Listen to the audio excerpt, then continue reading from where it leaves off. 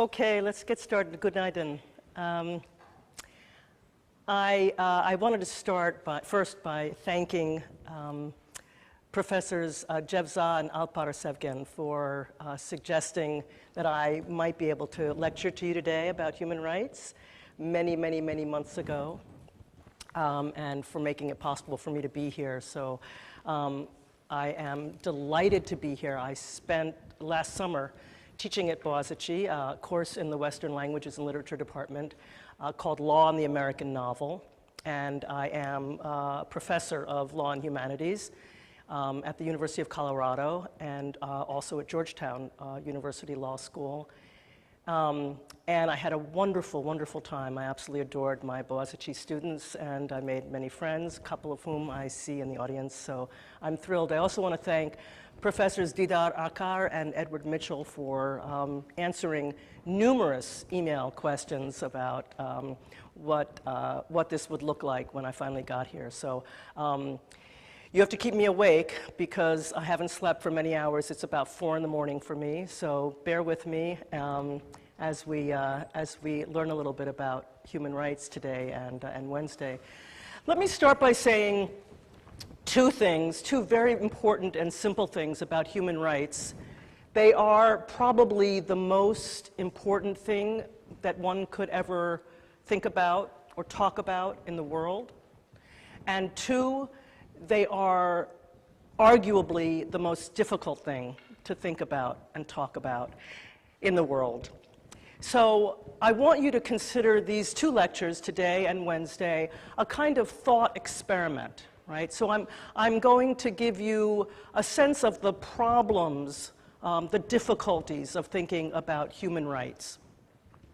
And I've organized the two lectures in a slightly unusual way. The normal way to talk about, the traditional way to talk about human rights is historically, unless you're giving a political lecture, right? Trying to fire people up, which I sort of am, but we're in a university setting, and I wanted to kind of go through some of the material that has been with us for a very long time, that has helped us develop the notion of human rights. So the traditional way would be to sort of break the lectures up historically, right? So I thought about that. I thought about lecturing today on the very early stages of human rights, from the Sumerian period and the Babylonian period through ancient Egypt, up through, say, the Enlightenment, and then just taking off from there on Wednesday, right? So Wednesday I would talk about the Enlightenment again, the high point of human rights discourse on through the modern era. And there's a lot to cover, a lot to cover. And I thought about it and thought about it and thought about it, and I finally turned away from that historical model, not because there was so much to cover, although it's daunting, but because there's in some sense too little, right? And what do I mean by that? There's too little play, there's too little imagination in a purely historical approach, right? So this happened, this happened, this happened, but we'd all be falling asleep, I think. I wanted to, and it doesn't convey a sense of the problematic, the difficulty, again, of thinking about human rights. So my background is in law and the humanities, and so I thought I would split the lecture up according to the training that I've had, right? So law and the humanities, a little reversed, right? So today I'm going to talk about the human, right? The human part of human rights. And on Wednesday I'm going to talk about the rights part of human rights. Now, you can't really separate the two, right? They overlap inextricably. But there are ways in which you can tease apart the notion of what is human and what is rights, and in the end, come to see something like a contradiction or a paradox between the way people have thought about what is human and the way people have thought about what is rights. Okay, so I'm going to talk about, concentrate today on what is human. So we begin with some of the ways that scholars all over the world typically talk about human rights. This is a classic example by a scholar named Jack Donnelly. Human rights are literally the rights one has simply because one is a human being, right? That's a really, really hard concept, right? We're going to try to think about what that means. Similarly, from a French theorist who actually was one of the first people to help to write the Universal Declaration of Human Rights put out by the United Nations in 1948, Jacques Maritain, and he says, what are human rights? They are deducible from the simple fact that man is man, right? So what does that mean? What does that mean? And this is what I mean when I say these are really hard concepts to think about. They seem kind of obvious, right? The people say these things all the time, right? They are deducible from the simple fact that man is man. But what does that really mean? Well, here's an image of Leonardo's famous Vitruvian Man, right? A classic example of the human being, right? And people have talked about what makes rights human for ages and ages. And the first thing that they start with is what makes a human. Now, we know from an evolutionary standpoint what a human is, right? A human is a Homo sapiens. And scientists have told us that we evolved from chimps, that we stand upright, that we have certain bodily functions, right, that we all share in common. And so this, when the first questions about what is human, right, what is it that makes a human, which serves as the basis for human rights, right, starts with what are the similarities, right? What are the similarities? The second half of the lecture, we're going to talk about some of the differences. But let's focus now on what people have said about the similarities. So the similarities are we stand upright, we are a member of a certain genus and a certain kinds of species, and we have certain bodily functions, okay? And we've gone even further, actually, in terms of science, right? The Human Genome Project has actually told us it's mapped out every single one of our strands of DNA. So we actually know even more specifically what a human is now. But when we think about that, we wonder whether that's the entirety of the basis for human rights. So we have to keep on looking. The first answer, nature. The second answer, religion. A kind of religious universalism, right? So this phrase is taken from the Hebrew Bible, from the book of Genesis. And there's a phrase like it that belongs to every major religion, every major world religion. Let us make man in our image after our likeness. In the beginning, the Hebrew Bible reads, God created the heaven and the earth.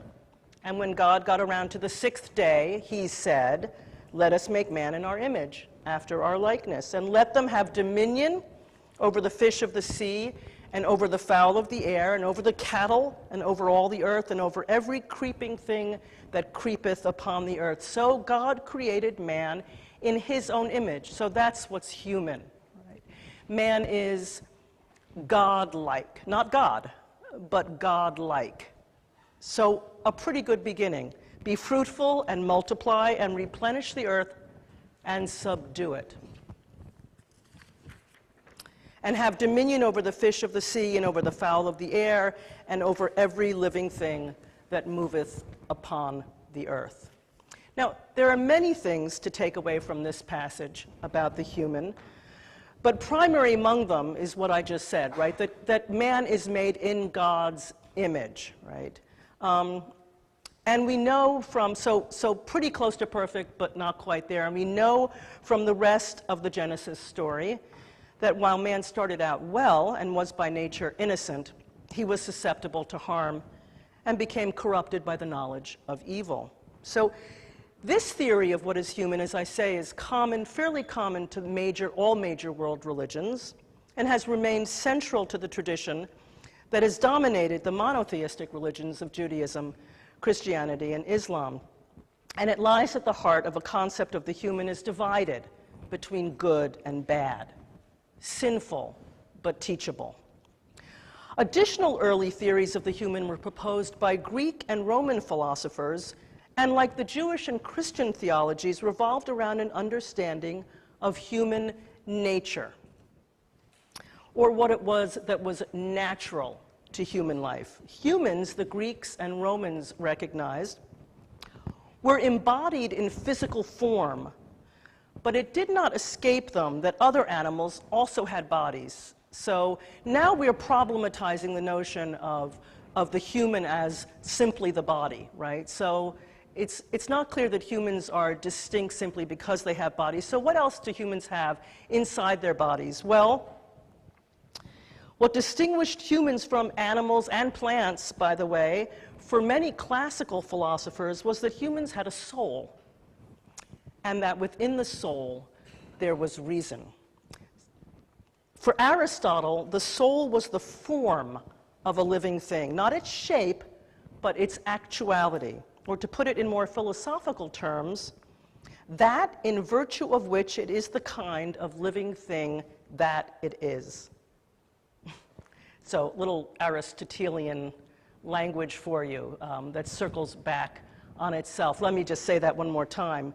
That in virtue of which it is the kind of living thing that it is. So it sounds kind of old, and it is, but it also sounds very much like the first two quotes we had, doesn't it, from more contemporary human rights philosophers, right? Humans are the thing that they are because they are the thing that they are, right? It's kind of a circular logic.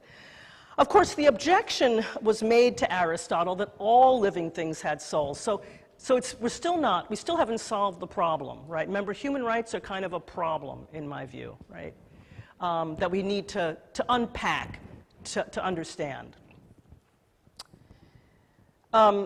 Because other animals had souls, and plants also had souls. All organic material had souls, according to the classical philosophers.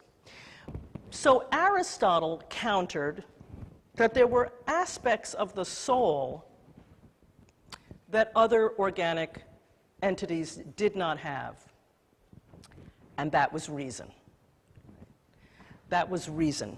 So you can see that reason is what the Christian philosophers took from Aristotle, along with the soul, in order to distinguish in their effort, this endless effort to try to find out what it is that is distinctive about humans that will ultimately conduce to give us a body of human rights. So Thomas Aquinas wrote, a human is an individual substance in the category rational animal, but with a soul that has a variety of capacities. But the rational animal part was really good.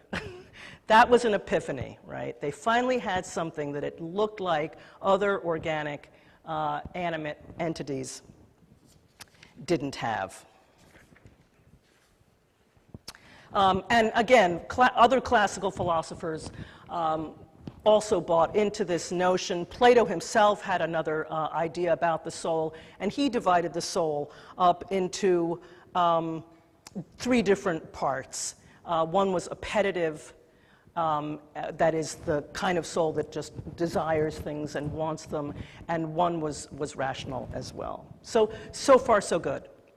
Man is a rational creature, but there were two problems. I'm a literature scholar, not math, so I have trouble with the number thing. So two problems. Identifying reason as the defining feature of human life.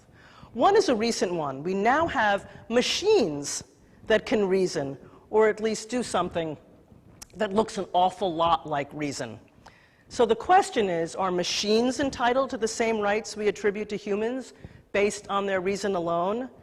And in this slide, it's a very illegible image, I'm afraid, but it's a copy a picture of the first edition of a fabulous science fiction book called I, Robot by Isaac Asimov. It's actually a collection of stories, short stories, from which they made a wonderful movie. I recommend it. And it plays out this somewhat alarming notion that machines, that robots, can actually look and act a whole lot like humans, right? So you see how we're sort of in an endless cycle of trying to figure out what it is that humans have that might be the basis for a body of rights for them alone, right? The second problem arose long ago, the second problem with reason, that is. And it arose with the discovery of Aboriginal indigenous people who looked like humans, were embodied, that had bodies like humans, but according to many philosophers of the time, did not have the capacity to reason the way other humans did, especially the way humans in the Greco-Roman world did. Right? The discovery of these humans raised the possibility that perhaps not all humans were capable of reason, or that there were creatures that looked a lot like humans but weren't human after all. And this was an enormous problem starting with the discovery of the New World in somewhere toward the last part of the 15th century, and it lasted for hundreds of years, if you can believe it. What stood out in the earliest reports about the indigenous people of the New World were their strange customs and habits. Christopher Columbus, though he admired the Native Americans for their looks and physical strength, reported back after encountering his first Indians that they were naive and couldn't possibly be human in the same way Europeans were. He wrote, "They brought us parrots and balls of cotton and spears and many other things which they exchanged for glass beads and hawk's bells. They willingly traded everything they owned." He's just astonished. "They do not bear arms and do not know them. For I showed them a sword. They took it by the edge and cut themselves out of ignorance. They have no iron. Their spears are made of cane. They would make fine servants. With 50 men, we could subjugate them all and make them do whatever we want."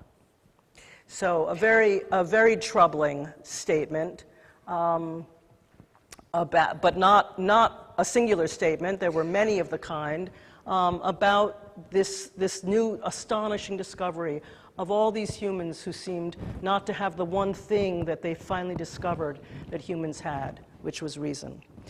Columbus's notion that the humans would make fine slaves was adopted by an influential Spaniard by the name of Juan Ginés de Sepúlveda, who in the early 16th century argued that the king of Spain was justified in making war on the Indians in the New World because they were barbarians and wild men who engaged in cannibalism and sacrifice and who showed no signs of possessing reason. On the other side of this argument was another Spanish philosopher named Bartolomé de las Casas, who argued that though the Indians were possibly more primitive than the Spaniards, and the word itself is a controversial one, that they did possess reason and should not be enslaved. The debate between Sepúlveda and Las Casas culminated in the year 1550 in the city of Valladolid, in which a workable compromise was reached. The Indians were thought to be human, but of a savage nature, and so more like children than like grown-ups. So it's hard for us to even understand this today, I think, right? But you have no idea how important these debates were. They were among the most heated of their time. And this was ultimately the most workable conclusion they came up with, right? So they did have reason, but they were growing into it, right? They were still developing it. The compromise actually altered little in reality. As we know, Spain and other Western imperial powers continued to treat the indigenous peoples of the New World cruelly and denied their humanity whenever they saw fit. So the suspicion that certain humans did not possess all the qualities or attributes that other more sophisticated or civilized humans possessed continued to be a major limitation on the granting of what we now call human rights to all people. And I hope as you're listening to this admittedly generalized development of the concept of the human, that you're thinking to yourselves, well, what are the parallels today, right? What are the limitations or constraints on the thinking of other people as humans today, right? Because a lot of these instances, these marks in the development of the concept of the human have their counterparts in our own world today. Well, one of the most salient historical examples of another limitation on the notion of what a human was, right, came with the age of revolution and also continued from the age of discovery. So people of color in this world, in this new kind of discovery and revolutionary world, and women fell under this suspicion, right? Were they people? Were they really people? Hard to know. And because they were among the first to merge with Western society, that is, the slaves, the question of what allowed certain human beings to maintain better lives than others fell disproportionately on the black slave population in the West. And forgive me, this image here shows you, to go back to the indigenous peoples, shows you an image of a very complex image, actually. One of the things we can do is try to read it together, right? So I think the first thing you see is what? How would you read this image? What would you say about this? Does it suggest anything to you? Say what? I'm sorry? Sacrifice, right. Blood, right? Blood, sacrifice, something kind of really gross is going on here, right? Anything else? Anything else in this image? Say what?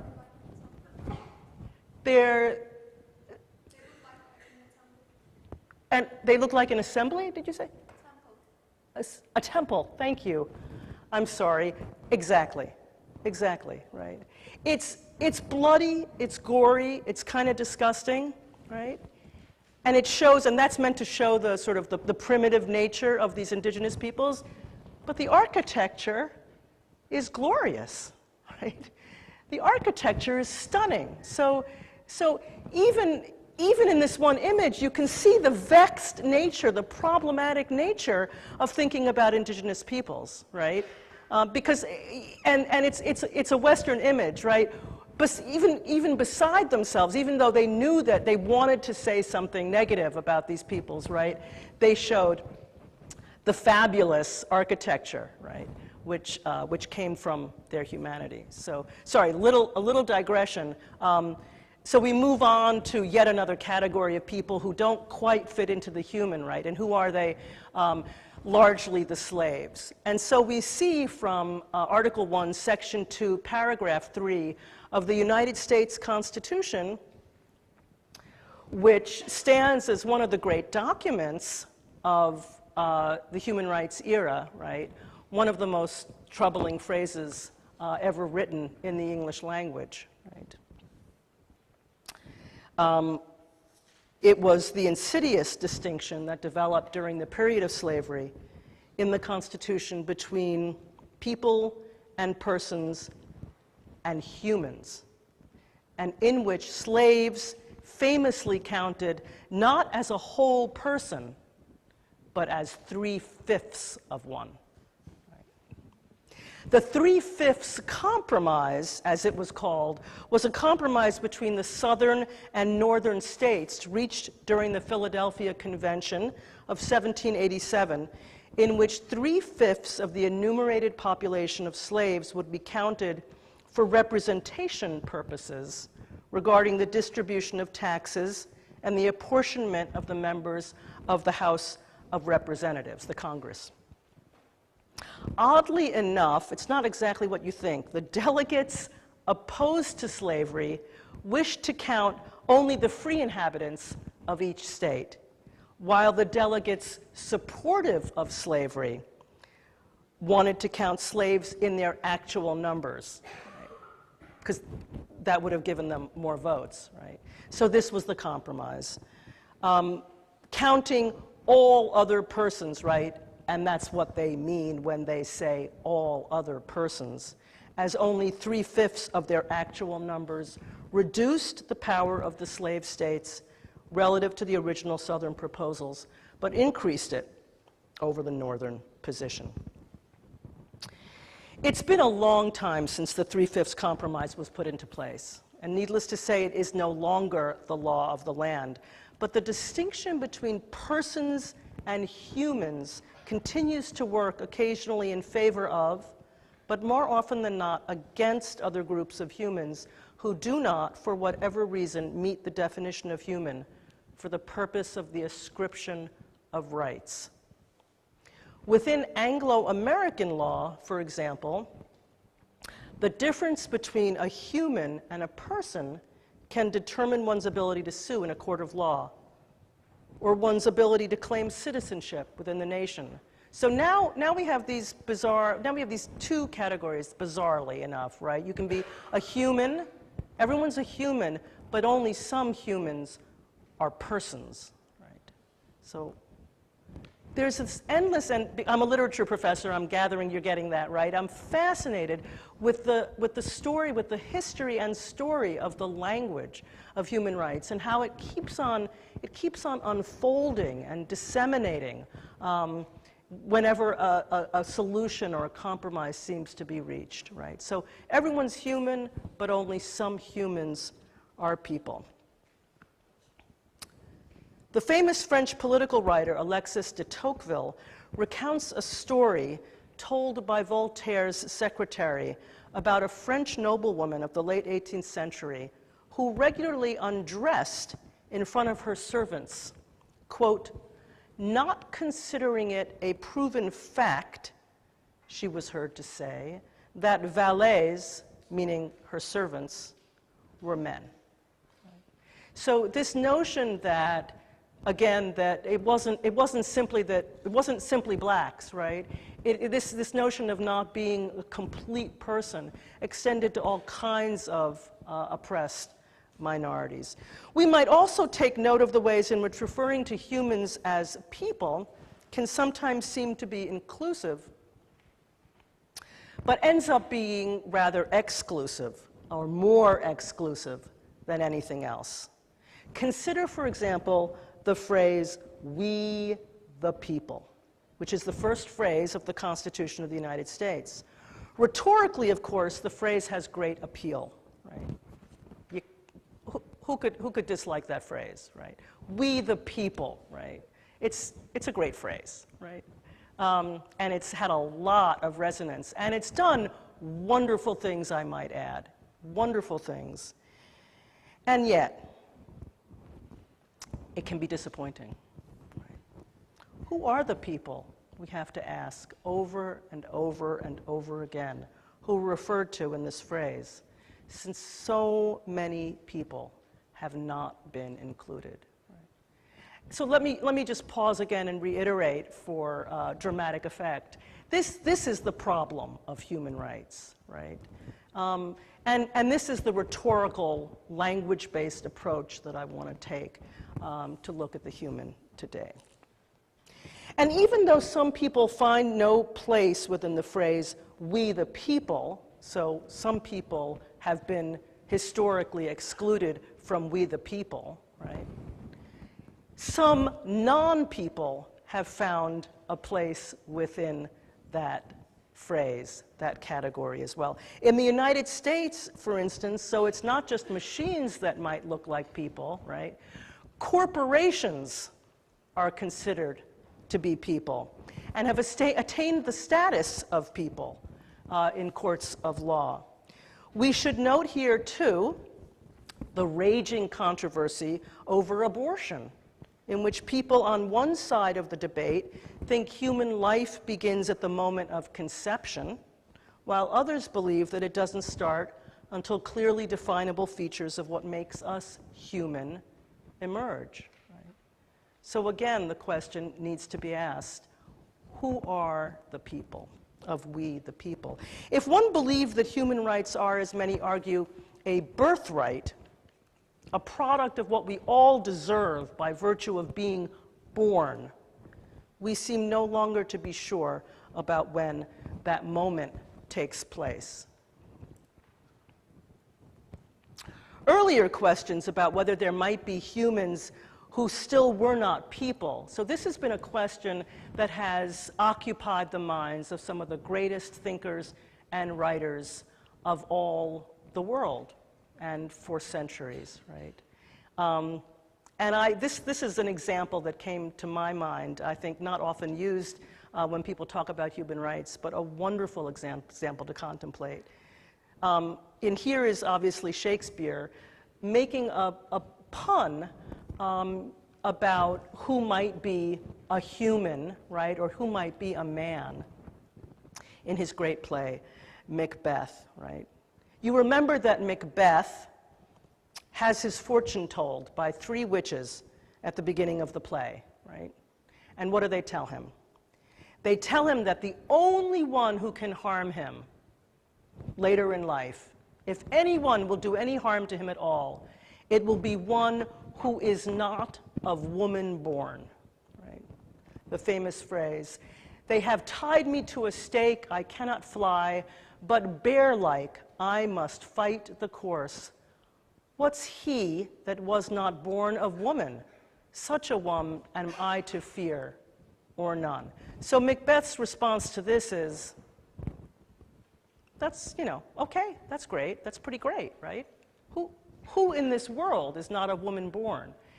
And I'm sure many of you know what Shakespeare does with this, right? What Macbeth doesn't count on is that Macduff, who ultimately kills him, right, was born by cesarean section, right? And thus was, according to a very literal interpretation, not of woman born. Now, this is Shakespeare's clearly doing what he does best, right, which is giving us a trick of the language, right? But the question I think that this notion raises, right, and the question that Shakespeare I think has in mind here is, again, how many ways we keep on impressing ourselves with of thinking about how certain humans aren't exactly human in the world. And that question, it seems to me, is profound. A new concept for finding common ground among humans for providing a basis for human rights is the concept of dignity, a relatively new concept in the discourse, that is. People have been thinking about dignity for a very long time. People recently have been talking about human dignity as a basis, as a viable, workable basis for human rights, because again, it's something that all people share. The word is used frequently in international documents, such as the Universal Declaration of Human Rights, the United Nations, written in 1948, and the European Convention on Human Rights and Biomedicine. Article 1 of that document reads, "All human beings are born free and equal in dignity and rights. They are endowed with reason and conscience and should act toward another in a spirit of brotherhood." As Ronald Dworkin, another great legal philosopher, has noted, the very idea of human rights depends upon the vague but powerful idea of human dignity.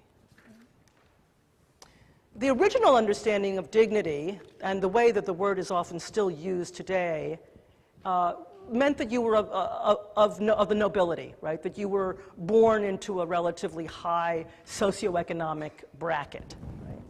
Thus, to be dignified was to be of high standing in society. Philosophers, however, now distinguish between this and what the human rights advocates call dignity, right? So the former dignity, you were born into a noble caste, is called an attributed dignity, right? And we now have a sense of a kind of inherent dignity. And we always come back to Kant. Kant is always in the back of our minds when we talk about human rights, right? Kant articulates this notion of dignity, the non-attributed notion of dignity that so many people want to use now as a basis for human rights. Kant says, the respect I bear others or which others can claim from me, a worth which has no price, no equivalent for which the object could be exchanged. So interesting to speculate here too about the mercenary quality of Kant's language, right? It's economic language. Even though he negates the value that dignity might have, he says it has no value, right? No monetary value, that is, right? It's curious that he invokes economic language to talk about it. A more recent effort to define dignity that follows this same pattern, one of my favorites, you could see that kind of fragmented, that transition fragmented in my PowerPoint. That's because my son did that transition. I wouldn't have known how to make that thing go. So all the others are pretty standard. Comes from Martin Luther King, actually from the grandmother of Martin Luther King, the great civil rights leader of the 1960s in the United States, who told people that his sense of justice and fairness for all people came from something that his grandmother said. Martin, she said, don't let anybody tell you that you're not a somebody. That's a very famous phrase, right? For Martin Luther King to be a somebody was the essence of having dignity, and his words still echo today. But the question remains, how do we ensure that others recognize and respect our dignity? And it's this question that gets asked over and over and over again by human rights advocates that moves us away from what we have in common and toward how we overcome the differences that creep into the definition of what humans are, away from issues about human nature, the soul, reason, and dignity, and toward issues about the human condition, to use Hannah Arendt's phrase. So this is the second part, which will, by necessity, be a shorter part of the lecture about the differences now and how to overcome them. So from trying to find similarities of what humans are, we now go to how do we overcome all the differences that keep on cropping up as obstacles, as impediments to thinking about humans. Thinking about the human condition is a way of thinking about what makes us human, not in terms of similarities, the things we share, but rather in terms of differences, which exist alongside our similarities. Putting the complications of the abortion debate aside, for example, birthright, when considered from the standpoint of biology, one of the lowest common denominators, we are all born, has become not a question of how you were born, so much as where you were born. And in this, the definition of what is human comes to depend on conceptions of territoriality and of nationality. We can, of course, thanks to Aristotle and Aquinas and others, agree that humans possess reason and a soul. But in order to be the kind of human for whom human rights are allowable, one also has to be, as we've seen, kind of part of the group, right? On the inside, invited to the party. We'll see on Wednesday what this means for the development of rights. But for now, I want to focus on how the fact of human difference led to a series of ideas that addressed what was common to all in spite of, or in some cases because of, those differences. The first is a theory of human unity that has its origins in ancient religious texts, the Hebrew Bible, the New Testament, the Quran. And this is a passage from the Quran which suggests, as again all major world religions do, that everyone is all together in one place. Mankind was one single nation, and Allah sent messengers with glad tidings and warnings, and with them he sent the book in truth to judge between people in matters wherein they differed, right? So the crucial element here is that mankind was one single nation, right? So you can see that people are trying to, in this phrase, in this passage, that there is an effort to think about people as universally together. So too the New Testament promoted a Christian universalism and used the powerful metaphor of one body knit together in Christ. But I hardly need to go into the difficulties religious universalism posed, centered as they were on the prospects of converting people to one's religion. Centuries of religious warfare ensued and provide all the evidence we need for that.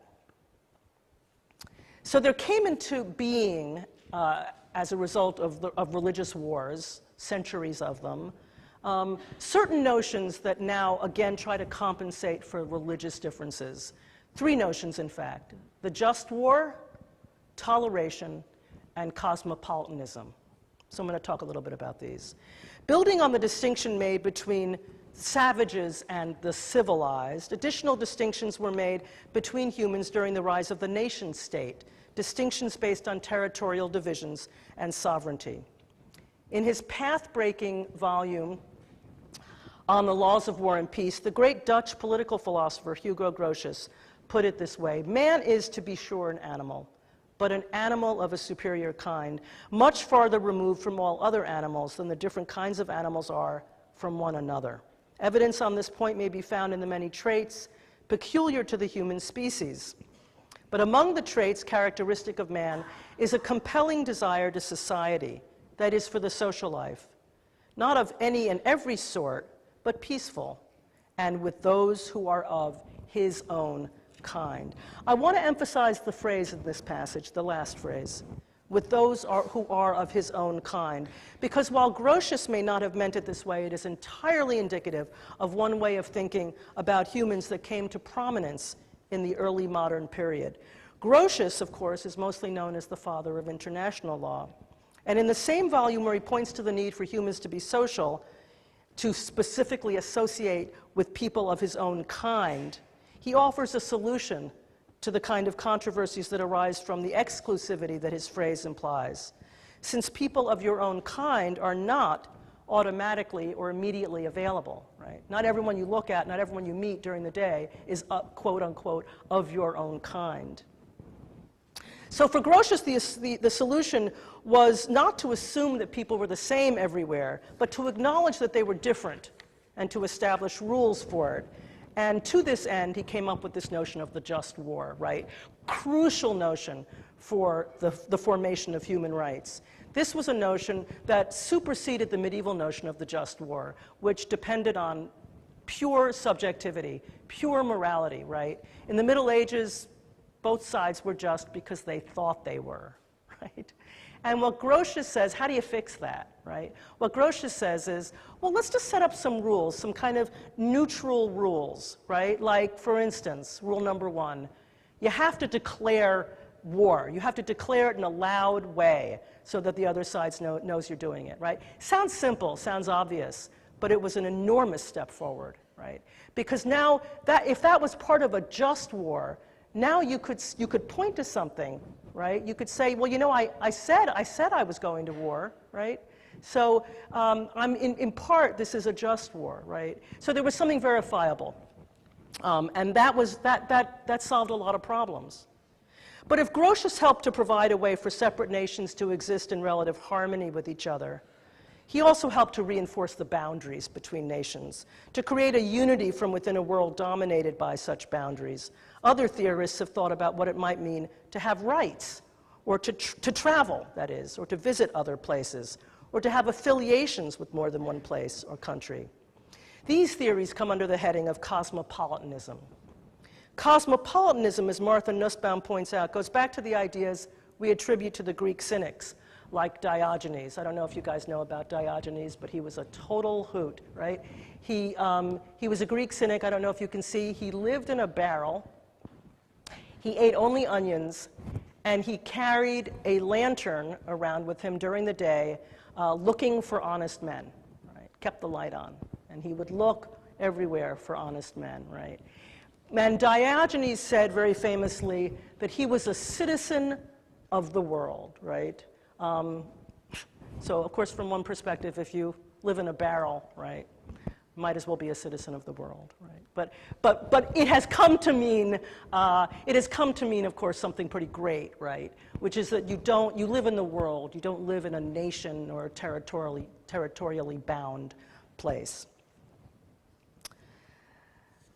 And Diogenes' famous phrase and the group of philosophers from whom he came influenced the Roman Stoics, who also believed in what we might today call global matters. And they often said that the things we should think about first are things that affect everyone everywhere, right? Like the environment or the buildup of nuclear weapons.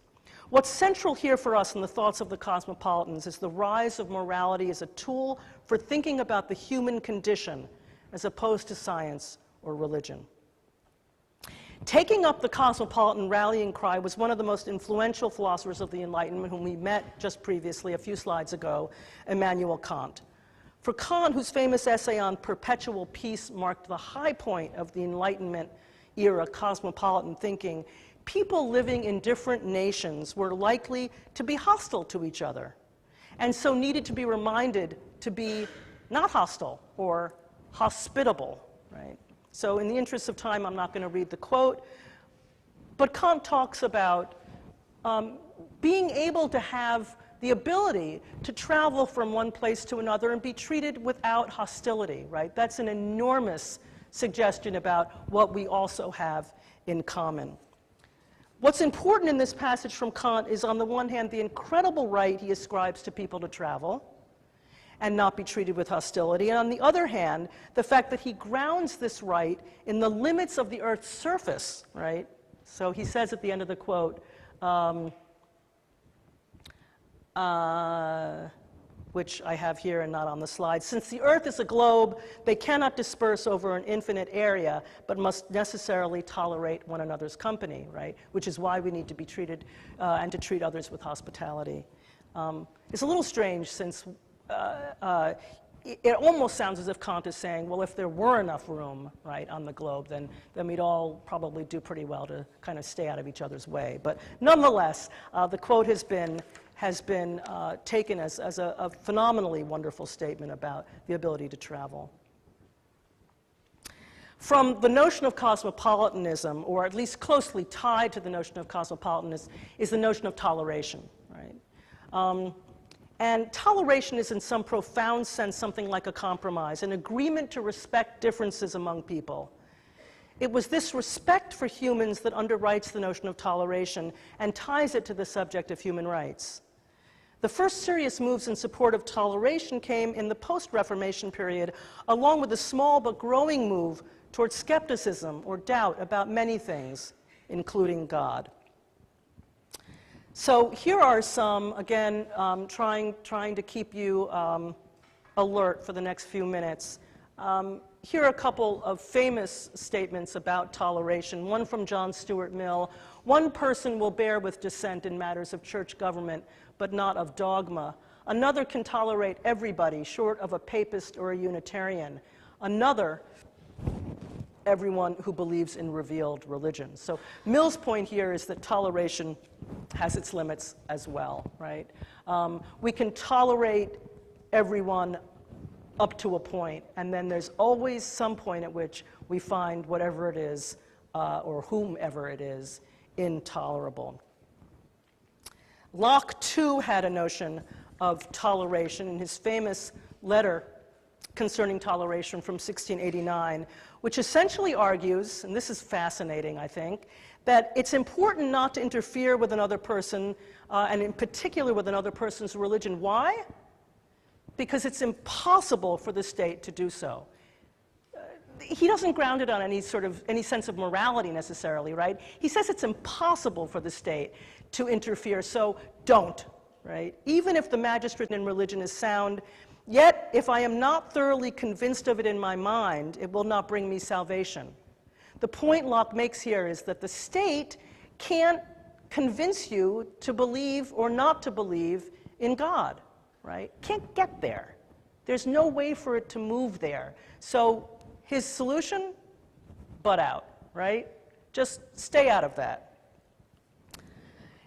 It's important, too, to add to this brief discussion of toleration that it was the Ottomans, the early modern Ottomans, who first introduced tolerance into the sphere of international relations with their system of capitulations and diplomacy. Long before the Western states had come to appreciate tolerance and diplomacy, the Ottomans of the early modern period allowed different religions to flourish under their rule and to cultivate the differences between people rather than to suppress them. As wonderful as toleration is, compared to its alternative, which is the lack of toleration, right? It's nevertheless not a perfect or particularly good solution and not really a viable basis for human rights. It does emphasize respect for humans, but it is based on a fundamental dislike for other people's practices. After all, to tolerate something is not to say you like it, but rather simply to say that you will not oppose it or attack it. It's a vote in favor of the absence of persecution as opposed to a vote for an affirmative bond, right, between different people of different races, countries, and attitudes. But if toleration is limited, right, people quickly moved beyond toleration to other ways of expanding on it or thinking beyond it. And this, I will leave you with is the notion of utopia. So why don't you think about utopia as a basis for human rights? A lot of people think about human rights as a form of utopia. Think about some of the utopias you may know about or have read about, and we will pick this up on Wednesday. Thanks.